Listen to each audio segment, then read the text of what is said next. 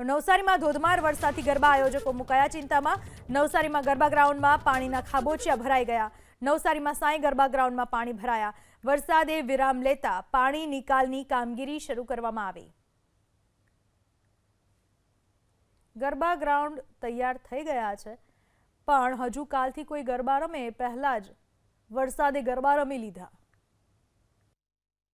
કે આપ જોઈ રહ્યા છો તે રીતે અત્યારે ગ્રાઉન્ડમાં વરસાદ બંધ થયો ને માત્ર 10મી મિનિટ બાદ ગ્રાઉન્ડ આખું રમવા લાયક થઈ ગયું છે।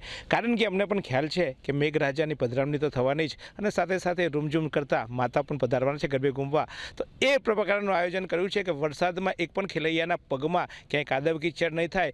આ જે આપ ગ્રાઉન્ડ જોઈ રહ્યા છો તેના પર કાર્પેટ પથરાશે, એટલે ક્યાંય પણ કોઈનો પગમાં જરા અમસ્તો કાદવ તો શું પગ મેલોય નહીં થાય। ચાલુ નવરાત્રિએ વરસાદ થાય તો એક બે વસ્તુ થતી હોય છે, એક સાઉન્ડ, એટલે જ્યારે વરસાદ પડતો હશે ત્યારે કદાચ સાઉન્ડ અમે ઢાંકીને ચલાવી શકીશું।